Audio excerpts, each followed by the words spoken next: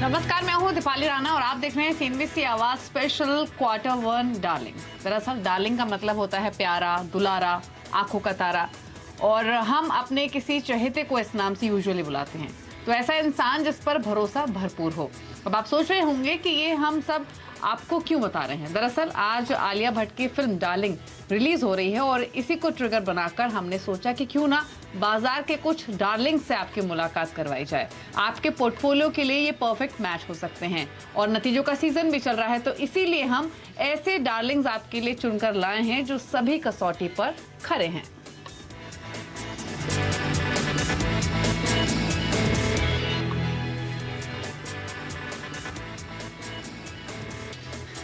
तो आलिया भट्ट की movie Darling's और उनका इनफैक्ट जो प्रोडक्शन हाउस जिन्होंने स्टार्ट किया है उस प्रोजेक्ट की, उसके अंडर ये डेब्यू प्रोजेक्ट है डोमेस्टिक वायलेंस पे बेस्ड, और जहां पर जो पूरी थीम है पिक्चर की वो होप्स और डिजायर्स पर है।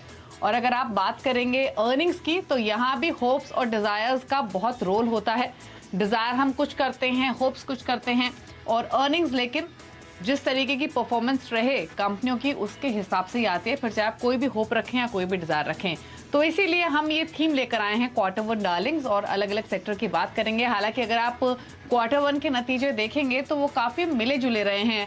बैंक्स में हमने ग्रोथ आते हुए देखी है, आईटी ने थोड़ा डिसअपॉइंट किया है, मेटल के अर्निंग्स मिले जुले रहे हैं। तो ओवरऑल पूरे अर्निंग्स का मिक्स्ड बास्केट इस बार रहा है। लेकिन Q1 अर्निंग से क्यूज लेते हुए कुछ स्टॉक्स को निकालने की कोशिश हम इस शो के जरिए करेंगे और उन स्टॉक्स के साथ आप अपना पोर्टफोलियो क्रिएट कर सकते हैं, क्योंकि अल्टीमेटली जो पैसा बनता है वो अर्निंग्स वाले स्टॉक्स में ही बनता है। आज स्पेशल शो में हमारे साथ मार्केट एक्सपर्ट अमरीश बलीगा हैं, साथ ही सुदीप बंदोपाध्याय मौजूद हैं। आप दोनों का ही स्वागत है इस शो में, अमरीश और सुदीप आप दोनों का ही।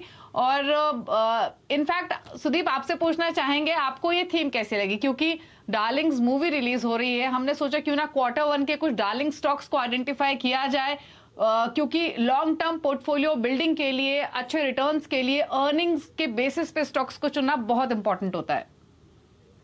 बिल्कुल सही चुना है, सही नाम भी चुना है और सही वक्त पे चुना है।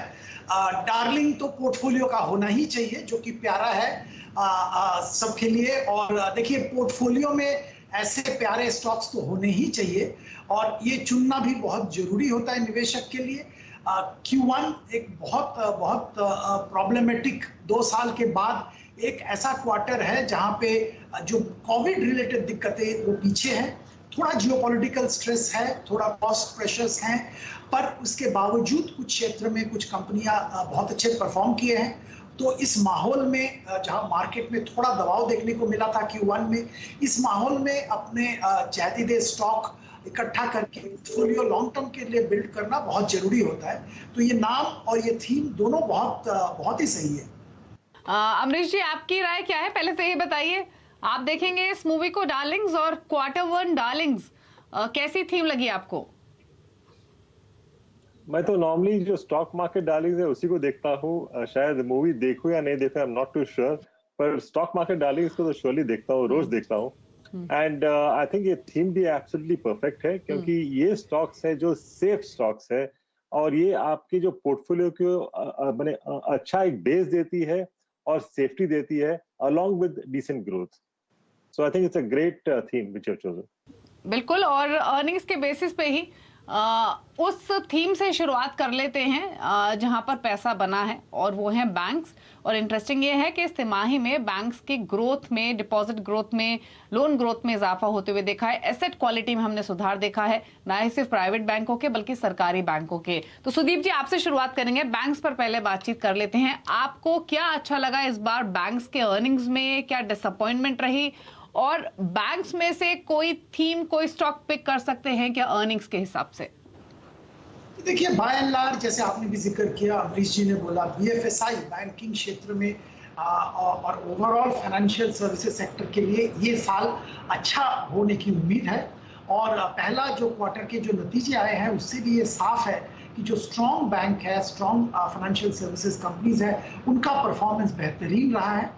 और इनमें से जो सबसे बेहतर परफॉर्मेंस जिन्होंने दिखाया है, देखिए एक्सपेक्टेशन इस बैंक के ऊपर बहुत था और उसके बावजूद उन्होंने एक्सपेक्टेशन हर पैरामीटर में बीट किया है और यही इस बैंक के नतीजे का खासियत मैं मानूंगा। आईसीआईसीआई बैंक का मैं जिक्र कर रहा हूं और हमने निवेशक को रेकमेंड किया था पहले भी और अभी भी रेकमेंड कर रहे हैं आईसीआईसीआई बैंक अपने पोर्टफोलियो में शामिल करने के लिए। जैसे मैंने अभी जिक्र किया, अगर आप एसेट क्वालिटी की बात करें, लोन ग्रोथ की बात करें, डिपॉजिट ग्रोथ की बात करें, मार्जिन्स की बात करें, हर पैरामीटर में इन्होंने बेहतरीन परफॉर्मेंस दिखाया है। इनके जो सब्सिडियरीज हैं वहाँ पे भी अच्छा प्रदर्शन का सिलसिला जारी है। तो सब मिला के हम लोगों को लगता है कि एक एस्केप वेलोसिटी ये बैंक का स्टॉक गैदर कर चुका है। परफॉर्मेंस बहुत अच्छा हो रहा है और आने वाले दिनों में भी मोमेंटम बरकरार रहने की संभावना है। क्रेडिट ग्रोथ जबरदस्त और भी इकोनॉमी में आएगा, उसका बेनिफिट आईसीआईसीआई को मिलेगा। जो ओवरऑल जो माहौल जो बन रहा है एसेट क्वालिटी को लेके, जैसे जैसे इंप्रूवमेंट एसेट क्वालिटी का देखने को मिल रहा है, वहां पे भी आईसीआईसीआई बैंक को बहुत बड़ा फायदा हो रहा है। तो हम लोगों का उम्मीद है यहाँ पे खरीदारी जरूर की जा सकती है। तो आईसीआईसीआई बैंक हो सकता है डार्लिंग स्टॉक और इनफैक्ट बाजार में जो हमने वॉल्टिलिटी देखी, करेक्शन आते हुए देखी, आईसीआईसीआई बैंक की ओर से कोई खास पार्टिसिपेशन इस पूरे में था नहीं। वो अपनी डायरेक्शन में अकेला चलना शुरू हुआ और उसको उसने मेंटेन भी किया और अर्निंग्स में वो चीज रिफ्लेक्ट भी हो रही है। तो सुदीप जी का जो थम्स अप जाता है वो जाता है आईसीआईसीआई बैंक को, अगर बैंक्स की बात करें। अब एक सेक्टर की बात करेंगे जिसने पैसा भी काफी बना के दिया और इस साल की शुरुआत से डिसअपॉइंट भी किया, और वो था आईटी। हालांकि आईटी के अर्निंग्स के अलावा जो मैनेजमेंट की कमेंट्री थी अमरीश, वो कोई खराब नहीं थी। मैनेजमेंट अभी भी ये कह रही है कि एट्रिशन एक चिंता जरूर है, लेकिन डील्स को लेकर अभी कोई कंसर्न नहीं है, ना ही यूएस में ना यूरोप में। मार्जिन्स को लेकर भी उनकी कमेंट्री पॉजिटिव ही रही है, लेकिन उसके बावजूद भी हमने एक करेक्शन इस पॉकेट में आते हुए देखी है। अर्निंग से भी कुछ स्टॉक्स में तो डिसअपॉइंटमेंट भी हुआ है। तो आप क्या फेच आउट करते हैं इस बार आईटी की अर्निंग से, और यहाँ कुछ एक्सपोजर अर्निंग्स के बेसिस पे किसी स्टॉक में लेना चाहिए क्या?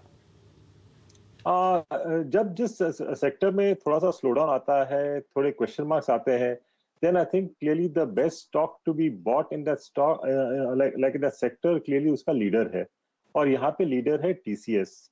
यहाँ भी हमने देखा है कि कंसिस्टेंट ऑर्गेनिक रेवेन्यू ग्रोथ देखा है and industry leading margins of about 25% plus, double digit return ratios है, स्ट्रॉन्ग कैश जनरेशन है, हेल्थी पे आउट है। और जो एट्रिशन का हम लोग बात कर रहे हैं, attrition was a problem for the last 2 to 3 quarters, पर अभी मुझे लग रहा है कि attrition more less stop out हो रहा है, especially for the large boys. और I mean, if you look at the growth, it's about 3.5% quarter on quarter, जो हमने लास्ट क्वार्टर में देखा है 15.5% Y-on-Y, which is like slightly better than what was expected of the leaders. Though EBIT margins घटे हैं थोड़े से, 185 basis points घटे हैं, पर मुझे लगता है कि आगे जाके it will be more than 25% over the next few quarters. तो I mean, I would surely suggest one to buy TCS, और यहाँ पे at least in the short to medium term मुझे लगता है कि levels about 3850 तक हो सकता है, पर this is a consistent gainer over a long period, so I think it's a very long term stock, should be there in everyone's portfolio. तो टीसीएस पोर्टफोलियो स्टॉक हो सकता है। 3850 के अमरीश के टारगेट हैं, तो टीसीएस आईटी से इनफैक्ट जब टर्बुलेंस हो भी तो लीडर के साथ वैसे भी रहना चाहिए, क्योंकि उस टर्बुलेंस को वो आसानी से पचा लेता है और नुकसान निवेशकों को लंबी अवधि में नहीं होता है। अब आगे बढ़ते हुए मेटल्स की बात कर लेंगे, और इनफैक्ट सुदीप आपकी राय लेना चाहेंगे। अगर पिछले 2 साल हम देखें तो मेटल्स में काफी पैसा बना है, काफी स्टॉक्स रिकॉर्ड हाइस पर गए हैं, उसके बाद करेक्शन भी आती हुई दिखी है। करेक्शन भी वाजिब थी क्योंकि चले भी बहुत थे, और दूसरी तरफ अब डिमांड कंसर्न्स चाइना की ओर से उभर रहे हैं, बाकी नेशन से उभर रहे हैं, रिसेशन की बातचीत हो रही है। तो ये तमाम फैक्टर्स थे जिसकी वजह से हमने जो मेटल्स की चाल है वो डगमगाती हुई देखी है, इंटरनेशनली भी और डोमेस्टिक मार्केट्स में भी। अर्निंग्स आपको कैसे लगे? अर्निंग्स में जो मैनेजमेंट की कमेंट्री आई वो आपने समझी होगी। क्या सेंस आपको मिल रहा है फर्दर अर्निंग एक्सपोजर के हिसाब से मेटल्स में, और किसी स्टॉक में एक्सपोजर लेना चाहिए क्या? देखिए, मेटल्स के बारे में मैं एक खास चीज बताना चाहूंगा। यहाँ पे वोलेटिलिटी हमेशा रहता है, क्योंकि ये सारे ग्लोबली इंटीग्रेटेड बिजनेस है।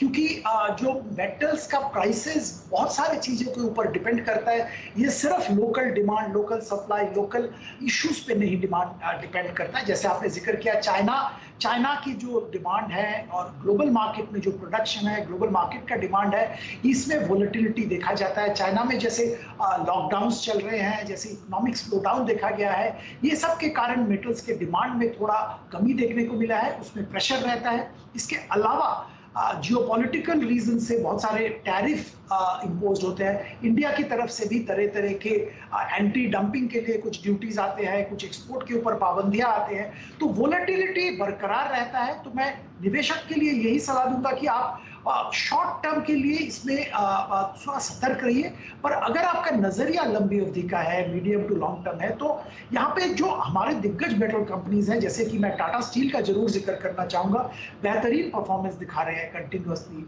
एसेट जो डेट इनका कंटिन्यूअसली कम हो रहा है। जो यूरोप में जो इनकी दिक्कतें थी, यूरोप के दोनों फैसिलिटीज, यूके का और नेदरलैंड का, दोनों फैसिलिटी में प्रोडक्शन ठीक ठाक चल रहा है, प्रॉफिटेबिलिटी वापस आ गया है, स्ट्रेस बिल्कुल कम हो गया है। नेदरलैंड में तो बिल्कुल ही स्ट्रेस खत्म हो गया है, यूके में थोड़ा बहुत कैश फ्लो का है, पर ओवरऑल बहुत अच्छा माहौल यूरोप के बिजनेस में, जहाँ पे दिक्कत था वहाँ पे है।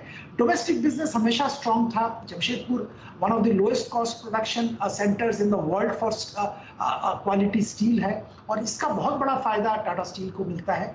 तो हम लोगों को लगता है कि आने वाले दिनों में इंडिया में स्टील का डिमांड सिग्निफिकेंटली इंक्रीज होने की उम्मीद है। डोमेस्टिक डिमांड, जो इंफ्रास्ट्रक्चर स्पेंड होगा, जो प्राइवेट केपेक्स होगा, हर चीज में स्टील की जरूरत होती है। तो लगता है कि आने वाले दिनों में स्टील का डिमांड इसको ड्राइव करेगा, और Tata steel absolutely right position में है इसका बेनिफिट लेने के लिए। तो लंबी अवधि के लिए अगर निवेशक पोर्टफोलियो बना रहे हैं, तो वहां पे टाटा स्टील होना बहुत जरूरी है। हाँ, तो एक चीज तो इनफैक्ट सुदीप जी ने जो कही वो बहुत इंपॉर्टेंट है। मेटल्स अब शॉर्ट टर्म के लिए नहीं है, लॉन्ग टर्म के लिए आप देख सकते हैं, इन्वेस्टमेंट के लिए देख सकते हैं, पोर्टफोलियो के लिए देख सकते हैं, और इसीलिए टाटा स्टील एक स्टॉक है जहां आप बाय करके चल सकते हैं। लेकिन अगर हम मौजूदा स्थिति की बात करें तो एक सेक्टर जिस पर सबकी नजरें आजकल हैं वो है ऑटोज, और मेटल्स ने काफी ऑटोज का मूड बिगाड़ा है, क्योंकि स्टील के प्राइसेस काफी बढ़े पिछले 2 सालों में। उसका सीधा असर कंपनियों के मार्जिन्स पर पड़ा। कोशिश भी की प्राइस हाइक के थ्रू पास ऑन करने के, लेकिन फिर भी कंसर्न्स थे।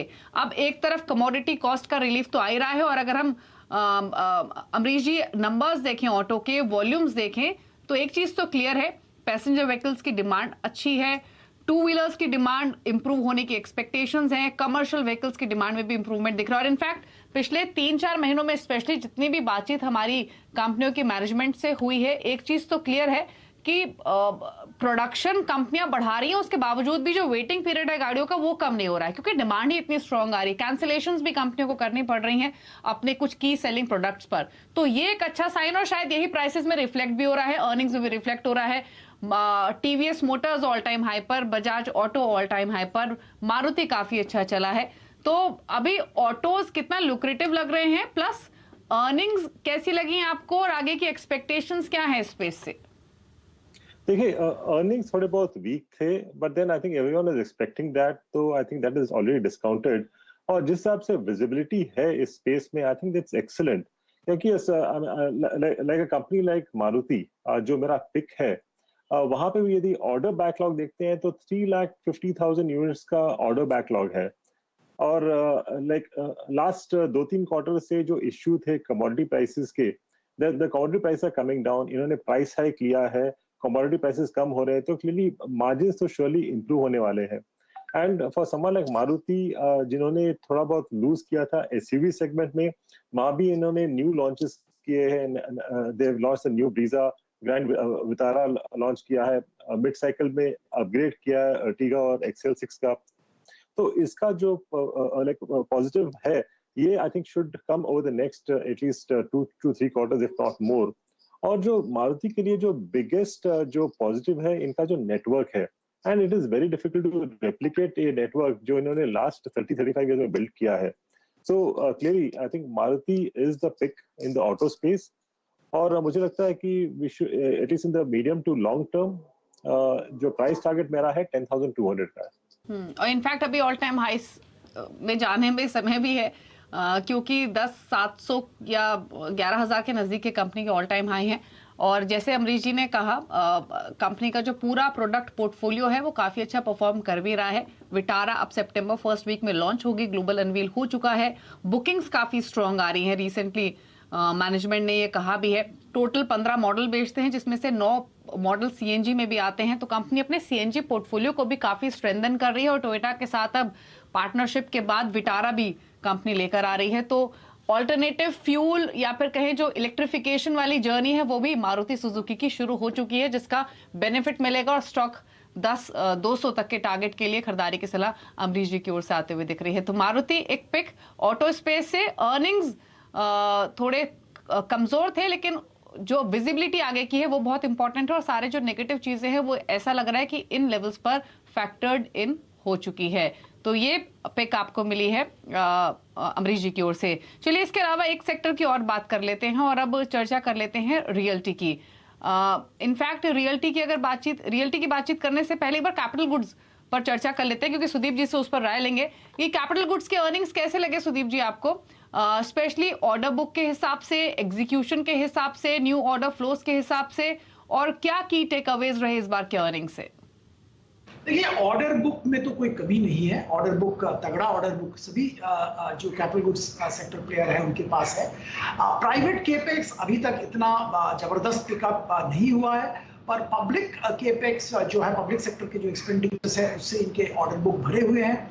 अगर आप इस सेक्टर में दिग्गज कंपनी का जिक्र करें, एल&टी का ऑर्डर बुक तगड़ा है। एग्जीक्यूशन में पिछले कुछ क्वार्टर्स में थोड़ी दिक्कतें थी, कोविड के टाइम बहुत दिक्कत था। अभी वो दिक्कतें कुछ हद तक दूर हुआ है, कॉस्ट पुश हुआ है, और उसके बावजूद जो एफिशिएंसी गेन हो रहा है, प्रोडक्टिविटी इंक्रीज होने के कारण, उससे इनका मार्जिन आने वाले दिनों में अच्छा होने की उम्मीद है। और मैनेजमेंट का जो कमेंट्री है वो भी यही इंडिकेट करता है। स्पेसिफिकली एल&टी की अगर बात करें, क्योंकि वो मेरा पसंदीदा स्टॉक है करंट लेवल पे भी, यहाँ पे एक खास बात यह है कि जो इनका जो वेस्ट एशिया में हाइड्रोकार्बन का केपेक्स वापस आ गया है, क्योंकि ऑयल प्राइसेस बढ़ गए हैं। इसके चलते यहाँ पे भी एल&टी को अच्छा ट्रैक्शन मिल रहा है। इनके जो सब्सिडियरीज हैं अच्छा परफॉर्म कर रहे हैं, और ये सब्सिडियरीज जो कैपिटल एलोकेशन पॉलिसी ठीक करने के बाद इन्होंने जो अनरिलेटेड बिजनेस से एग्जिट लेने का फैसला किया था, उस पर काम चल रहा है। वो भी इनको वर्किंग कैपिटल, कैश फ्लो और एफिशिएंसी गेन करने में सहायता कर रहा है। तो आने वाले दिनों में बहुत अच्छा टेलविंड एल&टी जैसे कंपनी के पास रहेगा, बाकी कंपनीज के भी पास रहेंगे, पर एल&टी क्योंकि सेक्टर लीडर है, हम यहीं पे खरीदारी की सलाह दे रहे हैं करंट लेवल पे 1 साल प्लस का नजरिया से। तो एल&टी एक स्टॉक जहां पर अगले 1 साल के नजरिए से एटलीस्ट निवेश कीजिए, निवेश किया हुआ है तो डेफिनेटली आप होल्ड कीजिए। तो कैपिटल गुड से पिक है एल&टी, लीडर को चुना है सुदीप जी ने। इसी कड़ी में अब हम बात करेंगे रियल्टी की, और रियल्टी सेक्टर के अर्निंग्स मैनेजमेंट कमेंट्री से 3-4 चीजें सामने निकल कर आई। पहली चीज तो ये कि जो प्री सेल्स बुकिंग है वहां इंप्रूवमेंट देखने को मिली है। प्राइस हाइक फाइनली कई सालों के बाद, कम से कम 7 साल के बाद प्राइसेस बढ़ना शुरू हुए हैं रेजिडेंशियल प्रॉपर्टीज के, स्पेशली रेजिडेंशियल में डिमांड आना शुरू हुई है। कमोडिटी प्राइसेस जो कूल ऑफ हुए हैं उसका भी फायदा इन कंपनियों को मिलेगा या इस सेक्टर को मिलेगा। तो पहले तो की टेकअवेज पूछ लेते हैं रियल्टी में ओवरऑल अर्निंग्स को लेकर, क्योंकि ये स्टॉक भी अपने रीसेंट हाई से काफी नीचे ट्रेड कर रहे हैं। अगर कोई भी स्टॉक आप उठाकर देख ले, गोदरेज है, ओबेरॉय है, डीएलएफ है, तो ऐसे में अपॉर्चुनिटी है या फिर नहीं, ये जान लेते हैं। तो अमरीश जी बताइए पहले तो रियल्टी सेक्टर के अर्निंग्स आपको कैसे लगे, क्या की टेकअवेज आपकी तरफ से, और अगर एक्सपोजर लेना हो तो किस स्टॉक में लें? देखिए, रियल्टी स्पेस में अपॉर्चुनिटीज काफी है, क्योंकि लास्ट करीब 7-8 साल से काफी अंडर परफॉर्म किया था, पर पोस्ट कोविड हम लोगों ने देखा कि काफी अच्छा पिकअप हुआ है रेजिडेंशियल स्पेस में, स्पेशली अफोर्डेबल हाउसिंग में। और अभी हम लोग देख रहे हैं कि कमर्शियल स्पेस है, because of the starting of commercial activity in the last 1 year post Covid, वहां पे हम लोग देख रहे हैं काफी लीजिंग एक्टिविटी बढ़ चुका है। It's very robust, and specially a stock like brigade जो मेरा पिक है, हम लोगों ने जो लास्ट क्वार्टर में देखा कि प्री सेल्स काफी अच्छा बाउंस बैक किया है, इम्प्रूव्ड अर्निंग्स दिखाया इन्होंने प्राइस हाइक भी किया करीब 5 to 8%। At the same time जो कमोडिटी प्राइसेस बढ़े थे based on which they done the price hike, अभी कमोडिटी प्राइसेस भी कम हो रहे हैं, so this will clearly add to the margin. और उनका जो हॉस्पिटैलिटी स्पेस है वहां भी हम लोग देख रहे हैं कि अच्छा बाउंस बैक है, and they bought nearly 8 million square feet of land in current year, FY23 में, और आगे जाके भी I think over the next few months for FY23 overall उन लोग शायद और एक 5 मिलियन स्क्वायर फीट लेंगे. So this shows that they have a very strong sort of a pipeline, और सेल्स भी अच्छा हो रहा है. तो I think at least possible future में performance should be extremely good. तो ब्रिगेड में मेरा जो टारगेट बनता है करीब 650 का बनता है. अब बात एफएमसीजी की कर लेते हैं. और सुदीप जी, कमोडिटी की काफी चर्चा हम कर रहे हैं, लेकिन एफएमसीजी भी एक ऐसी पॉकेट थी जो कमोडिटी प्राइसेस के सर्ज से अछूती नहीं रह गई थी, क्योंकि एग्री कमोडिटीज में भी हमने काफी सर्ज देखा प्राइसेस में, जिसकी वजह से कॉस्ट इन्फ्लेशन इन कंपनियों की बड़ी पास ऑन करने की कोशिश की, लेकिन एक कंसर्न था. तो पहले तो अर्निंग्स आपको कैसे लगे ओवरऑल? अब क्योंकि रूरल डिमांड भी पिकअप होगी, एक्सपेक्टेशंस हैं, प्लस जो कॉस्ट इन्फ्लेशन है वो भी थोड़ी थोड़ी कंट्रोल में आना शुरू हुई है, तो ऐसे में क्या एक्सपेक्टेशंस हैं आगे के लिए, और कोई लेना हो स्टॉक तो क्या चॉइस है आपकी? ये एक्सपेक्टेशन तो बहुत अच्छा है. परफॉर्मेंस देखिए, अगर आप इंडिया परफॉर्मेंस की बात करें, most of the FMCG companies अच्छा परफॉर्मेंस दिखाया. गोदरेज जिनका कि थोड़ा सबड्यूड परफॉर्मेंस था, वहां पे भी डोमेस्टिक परफॉर्मेंस अच्छा था. उनका इंटरनेशनल मार्केट में परफॉर्मेंस कुछ पॉकेट्स में ठीक नहीं था, इसीलिए ओवरऑल सबड्यूड था, पर डोमेस्टिक परफॉर्मेंस अच्छा था. एचयूएल की अगर बात करें, जो कि हमारा फेवरेट काउंटर है, वहां पे खरीदारी की भी हम सलाह देते हैं, वहां पे बेहतरीन परफॉर्मेंस इन्होंने दिखाया. और जैसे आपने जिक्र किया, कॉस्ट पुश जो आया था बीच में, उसको काउंटर करने के लिए इन्होंने बहुत सारा कॉस्ट कंट्रोल मेजर्स किए हैं, सिलेक्टिवली प्राइस हाइक लिया है और सिलेक्टिवली पैक साइज एडजस्ट किया है. तो ये सारे जो कोऑर्डिनेटेड एफर्ट, इसके बाद इन्होंने अपना मार्जिन मेंटेन किया, ग्रो किया, और जो मार्केट का एक्सपेक्टेशन था उससे बेहतर मार्जिन प्रदर्शन किया. वॉल्यूम्स की अगर बात करें, वहां पे भी अच्छा खासा मूवमेंट देखने को मिला है, और उम्मीद यह है, जैसे आप जिक्र कर रहे थे, मॉनसून अच्छा होने के बाद रूरल डिमांड और भी पिकअप करेगा, और इकोनॉमी में जैसे जैसे और भी इम्प्रूवमेंट होगा, उम्मीद यह है कि अच्छा मूवमेंट वॉल्यूम में भी देखने को मिलेगा. तो एचयूएल में जरूर खरीदारी की जा सकती है. यहाँ पे खास बात और एक है कि जीएसके का पोर्टफोलियो, जो फूड्स का पोर्टफोलियो इन्होंने एक्वायर किया था, वो उसका पूरा अभी तक बेनिफिट एचयूएल नहीं उठा पाए. उम्मीद यह है कि आने वाले दिनों में उस पोर्टफोलियो का भी बेनिफिट एचयूएल को मिलेगा. तो बाय एंड लार्ज अगर आप लंबी अवधि के लिए अपना डार्लिंग पोर्टफोलियो बना रहे हैं, तो एचयूएल उसमें जरूर शामिल कीजिए. एचयूएल पिक कर सकते हैं एफएमसीजी स्पेस से. फटाफट से फार्मा की भी बात कर लेते हैं. अमरीश, आपको कैसे लगे फार्मा के अर्निंग्स, और कोई स्टॉक पिक करना हो तो क्या सजेशन? फार्मा में ओवरऑल हमने देखा कि थोड़ा बहुत म्यूटेड अर्निंग्स थे, पर I think this is temporary. I think it's a very good defensive space. तो यहाँ पे मेरा जो पिक है डॉक्टर रेड्डी का है. यहाँ भी हम लोगों ने म्यूटेड ग्रोथ देखा है, सेल्स में करीब 6% ग्रोथ देखा था, पर आगे जाके over the next 2-3 quarters I think will see a very good bounce back, क्योंकि इनके जो रेवेन्यूज है काफी अच्छे स्प्रेड है अक्रॉस वेरियस ज्योग्राफीज, और हम लोग एक्सपेक्ट कर रहे हैं कि there will be ramp up of value active new launches जो होने वाले हैं आगे जाके in the next 2 quarters. This will result in higher margins, और इन लोग बैकवर्ड इंटीग्रेशन भी कर रहे हैं नियरली 70% ऑफ द मॉलिक्यूल्स का, तो इससे भी इनके मार्जिन्स बढ़ेंगे. तो this is one stock which I will buy for long term, और यहाँ पे मेरा प्राइस टारगेट है करीब 5400 का. 5400 का टारगेट है डॉक्टर रेड्डीज में. तो ये चॉइस है अमरीश जी की ओर से. फार्मा में डॉक्टर रेड्डीज को खरीद के चल सकते हैं. तो चलिए, इस शो के जरिए हमने काफी सारे स्टॉक्स आपके लिए आइडेंटिफाई किए अर्निंग्स के बेसिस पे, क्वार्टर वन डार्लिंग्स के तौर पर, और इन डार्लिंग्स के साथ आप अपना पोर्टफोलियो क्रिएट कर सकते हैं, लेकिन ये सभी लॉन्ग टर्म इन्वेस्टमेंट के हिसाब से हमारे दोनों मेहमानों ने सजेस्ट की है.